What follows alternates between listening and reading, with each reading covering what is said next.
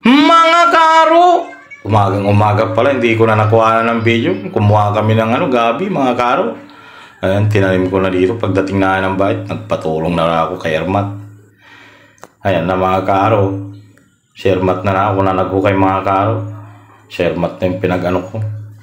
Boom! Yan yung mga karo. Yung gabi, sakto yan pagtagulan.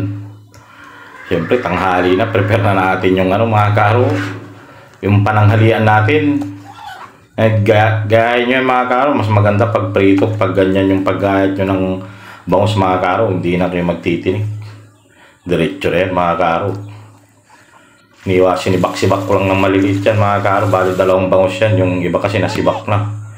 Tapos pinapare ko na yung mga gagamitin natin. Bawang, sibuyas. Yan kahit di malalaki yung hiwa. Okay lang yan. Pampaksiw lang naman mga karo. Ayan. Luya, dinamihan ko na rin yung luya mga karo. Yan. Sabay-sabay na yan mga karo. Basta nasa ilalim yung luya para pagsingaw ng luya mga karo. Diyan sa sa isda. Magkakaano yan mga karo. Ayan, lagyan ko na ng mga ingredients dyan kung ano pa man dyan.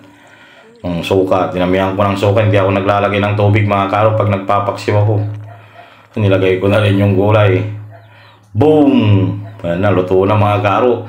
Alam nyo na kasunod nyan. Pananghalian tayo dyan. Taga Luzon, Visayas, Mindanao. Tsaka yung mga nasa ibang bansa dyan. Pananghalian na dito sa Pangasinan. Panangod tulad dyan mga aldan mga karo. Mangudto tayo namin. Maraming salamat nga pala sa mga naglalike, nagko-comment at nagsishare. Balbalaga salamat at si kayo namin mga karo. Magkita-kita tayo ulit bukas mga karo. Ingat!